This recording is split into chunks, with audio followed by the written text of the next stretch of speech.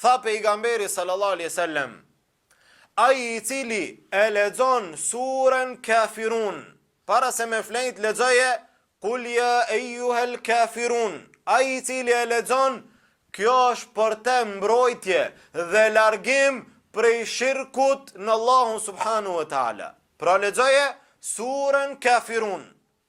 Në një hadith tjetër, tha pejgamberi sallallahu alaihi wasallam, para se njeriu të flen, I ngrit duart dhe e lexon surën Ikhlas, Kul huwallahu ahad, Kul a'udhu bi rabbil falak, Kul a'udhu bi rabbin nas, dhe pastaj sikur me pshtyn duart e tij apo sikur me I fry. Pastaj e përshkon trupin komplet. I lexon herën e dytë, e përshkon trupin komplet, I lexon herën e tretë dhe e përshkon trupin komplet, duke fillu prej fytyrës dhe në vazhdim trupi I tij. Pra Kul huwallahu ahad, Kul a'udhu bi rabbil falak, Kul a'udhu bi rabbin nas nga 3 herë.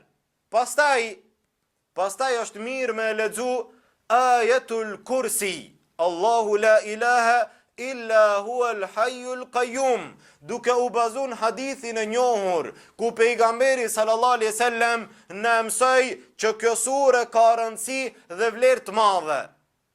Një natë prej natëve, pejgamberi sallallahu alaihi wasallam e kishte caktu Abu Hurajran radhiyallahu anhu që të arun pasurin, zekatin e muslimanve, apo sadakan e muslimanve.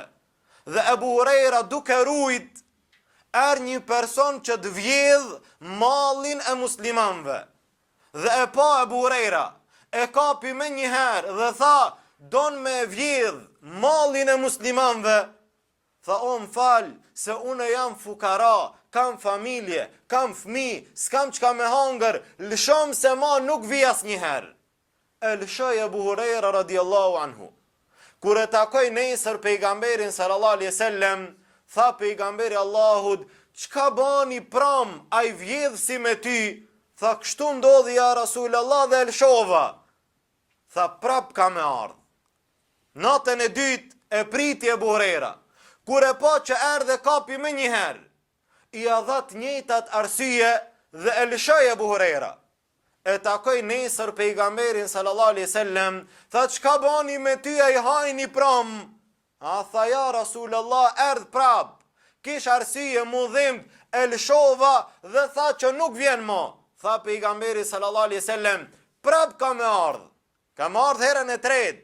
Atëherë priti Abu Hurajra dhe tha, nëse vjen më, s'ka me lëshu. Dhe natën e tretë erdh ky person, ky hajn, dhe e kapi Abu Hurajra. Dhe tha, tash kam me të qu te Muhamedi sallallahu alaihi wasallam, ja mosonte, s'ta fali. Tha ky person, nëse ma fal, ka me të mësu diçka, ka me të dhon një dituri e cila është shumë e dobishme.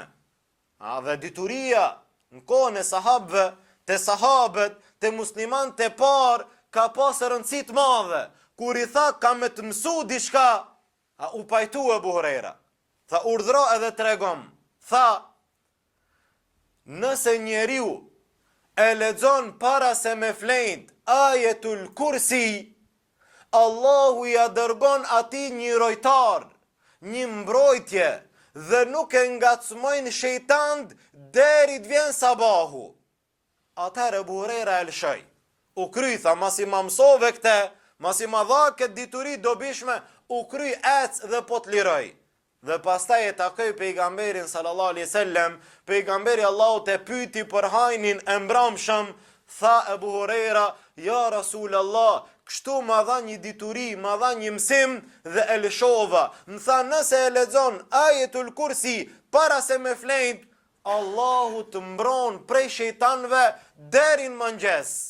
Tha pejgamberi sallallahu alaihi wasallam, sadaqaka wa huwa kadhub, ta ka thonë të vërtetën edhe pse ai është gënjeshtar, ai çdo herë gënjen.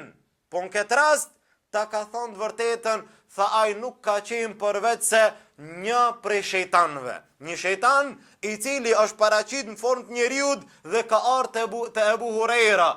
Pejgamberi sallallahu alaihi wasallam e vërtetoi dhe dëshmoi se nëse njeriu e lexon Ayatul Kursi, Allahu e mbron atë deri në mëngjes. Pra para se me flend, është prej sunetit me e lexu dhe me e thon Allahu la ilaha illa huwa al-hayyul qayyum deri në fund.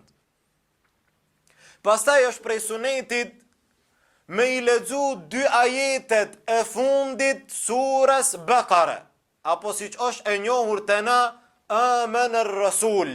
Amana ar-rasulu bima unzila ilayhi min rabbih wal mu'minun. Deri në fund me i lexu këto 2 ajete, tha Muhamedi sallallahu alaihi wasallam, ai i cili i lexon 2 ajetet e fundit surës Bakara para se me flend, do t'i mjaftojnë ati.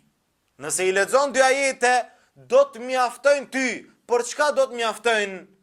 Disa dietar thanë, do të mjaftojnë si namaz i natës. Si e fal natën po, ama i ke lexu këto 2 ajete, do të mjaftojnë.